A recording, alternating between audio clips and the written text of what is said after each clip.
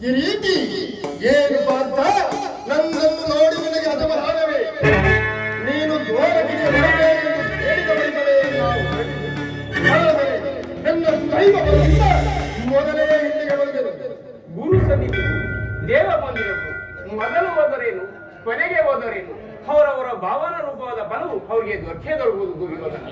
ಹಾಗೆಂದು ಸುಮ್ಮನೆ ಕುಳಿತರೆ ಕಾರ್ಯವಾಗುವುದೇ ಧನಂಜಯ. ನಾನು ದ್ವಾರಕೆಗೆ ಬಂದು ಇಂತಹ ಸಮಯದಲ್ಲಿ ನಾಲ್ಕಾರು ಕಡೆ ತಿರುಗಿದರೆ ತಾನೇ ಹಲವು ಮಂದಿ ರಾಜರ ಸಹಾಯ ದೊರಕುವುದು. ನಾನು ದ್ವಾರಕೆಗೆ ಬಂದಿದ್ದು ಈ ಮಹಿಮಾಮೂರ್ತಿ ಪದತಳದಲ್ಲಿ ಕುಳಿತು ನಾಲ್ಕ ನುಡಿಗಳನ್ನು ಕೇಳಿ ಹೋಗಬೇಕೆಂಬ ಇಚ್ಛೆಯಿಂದ ಬಂದೆ. ನೀನು ಯಾವ ಇಚ್ಛೆಯಿಂದಾದರೂ ಬಂದಿರು. ನಿನಗಿಷ್ಟವಿದ್ದ ಸ್ಥಳದಲ್ಲಿಯೇ ಕುಳಿತುಕೋ. ಆದರೆ ಈ ಸಾರಿ ನಿನ್ನ ಕೃಷ್ಣನು ನನ್ನ ಕೈಗೆ ಸಿಕ್ಕಿ ಬಿದ್ದಿರುವುದು ಪಾರ್ಥ. ಒಂದು ವೇಳೆ ಸಿಕ್ಕಿಬಿದ್ದರೂ ಸಂತೋಷವೇ ದುರ್ಯೋಧನ. ಕುರು ಪಾಂಡವರ ದಮನಿಗಳಲ್ಲಿ ಒಂದೇ ವಂಶದ ಪವಿತ್ರವಾದ ರಕ್ತವನ್ನು ಹರಿತಿರುವುದೊಂದು ನಾನಿನ್ನು ಮರೆತಿಲ್ಲ. ನಾನು ಮರೆತಿಲ್ಲ.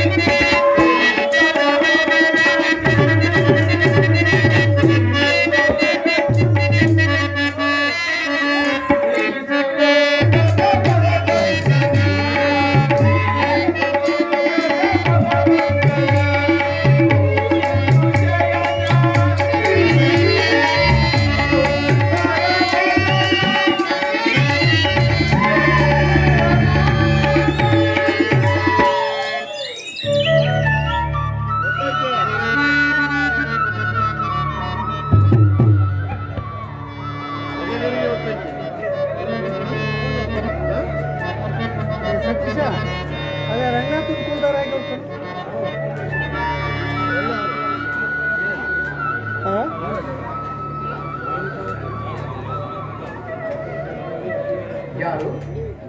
ಧನಂಜಯ ಬಂದು ಎಷ್ಟು ಹೊತ್ತಾಯಿತು? ಈಗ ಎಲ್ಲರೂ ಕುಶಲವೇ? ಛೇ, ಈ ಚರಣದಡಿಯಲ್ಲಿ ಆ ಪಾರ್ಶ್ವದಲ್ಲಿ ಪೀಠಗಳಿರಲಿಲ್ಲವೇ ಪಾರ್ಥ? ಹಾಗೆ ಸನ್ನಿಧಿ ಅವರು ನನಗೆ ಮಹಾಪ್ರಸಾದ.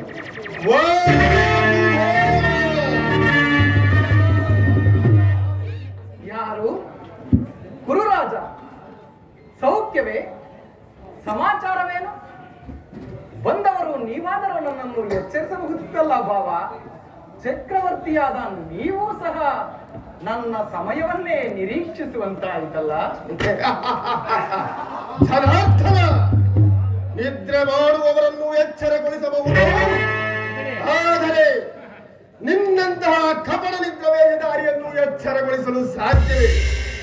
ನಾನು ಬಂದು ಬಹಳ ವೇಳೆಯಾದರೂ ಎಚ್ಚರಗೊಳ್ಳದ ನೀನು ನಿನ್ನ ಪ್ರಾಣಸಗ ಪಾರ್ಥನು ಬಂದಾಕ್ಷಣ ಎದ್ದು ಭಾಷಣವನ್ನೇ ಪ್ರಾರಂಭಿಸಿದೆಯಲ್ಲ, ಬಲೆ ಗಮನ ನಾಟಕ ಸೂತ್ರಧಾರಿ.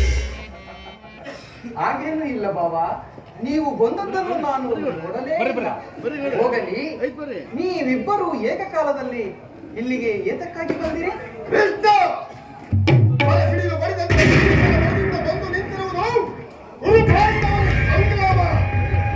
ಅದರಲ್ಲಿ ನೀನು ನಮ್ಮ ಪಕ್ಷವನ್ನು ವಹಿಸಬೇಕೆಂದು ಪ್ರಾರ್ಥಿಸಲು ಇಲ್ಲಿಗೆ ಬಂದಿರು. ಏನು? ಗುರು ಪಾಂಡವರ ಸಂಗ್ರಾಮವೇ? ಹಾಗಾದರೆ ಅರ್ಜುನ, ನೀನು ಕೂಡ ಯಾದವರ ಸಹಾಯವನ್ನು ಬೇಡುವ ಉದ್ದೇಶದಿಂದಲೇ ಬಂದೆ ಎಂದು ತೋರಬಹುದು.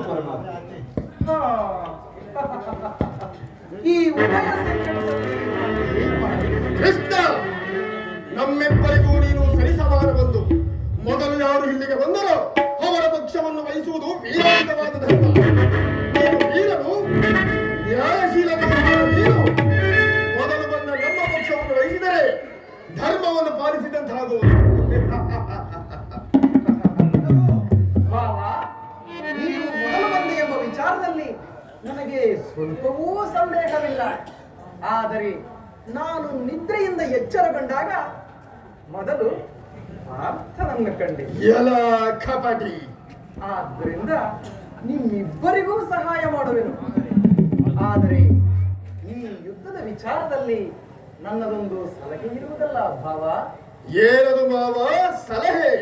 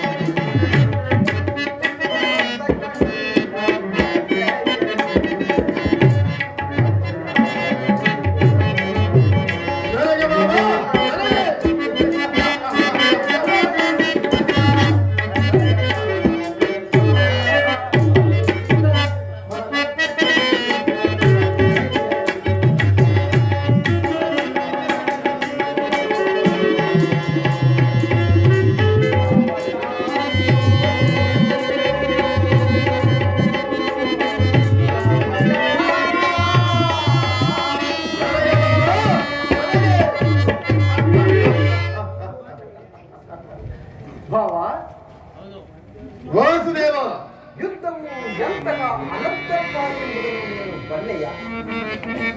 ಕೇವಲ ರಾಜ್ಯದ ಮೇಲಿನ ಆಸೆಯಿಂದ ಈ ಪವಿತ್ರವಾದ ಭಾರತ ಭೂಮಿಯನ್ನು ರಕ್ತದ ಮುಡುವಿನಲ್ಲಿ ತೋರಿಸಿದ್ದೀರಿ. ಪಾಂಡವರು ನೀವು ಸಹೋದರರಲ್ಲವೇ?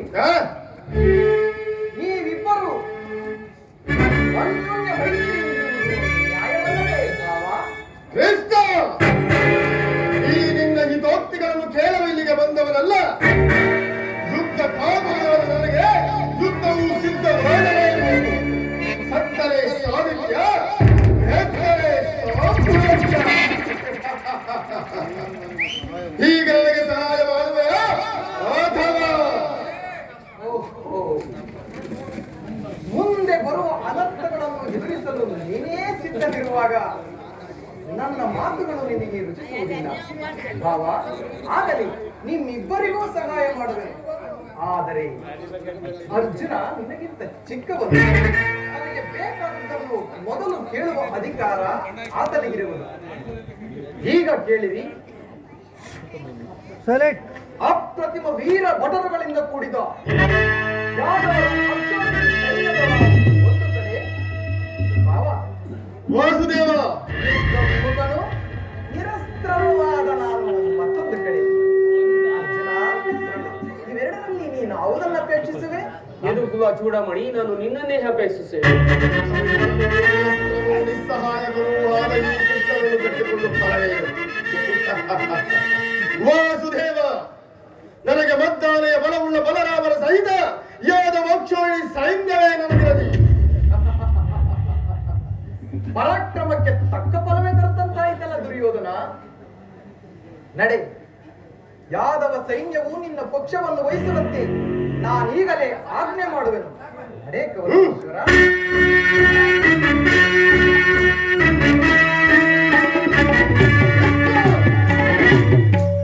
ಏನದು ಪಿಸು ಮಾತು?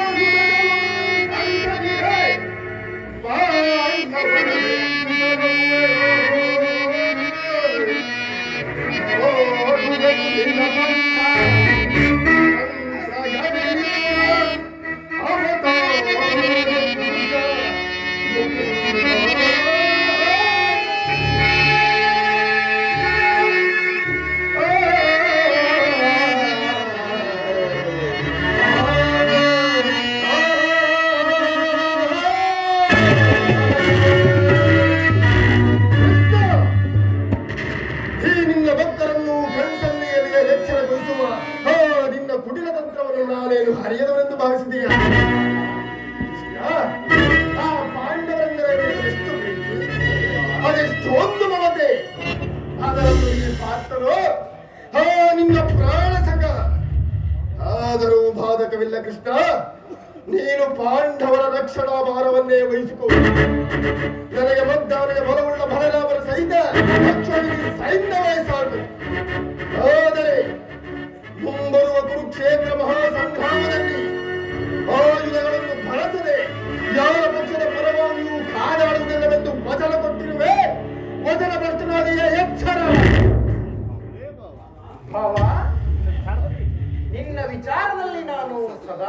ಎಚ್ಚರದಿಂದಲೇ ಇರುವೆನು. ಈಗ ಆ ಮಾತುಗಳೇಕೆ? ನಡೆ ಕೌರವೇಶ್ವರ. ಕೃಷ್ಣ! ಆಜ್ಞೆ ಮಾಡು.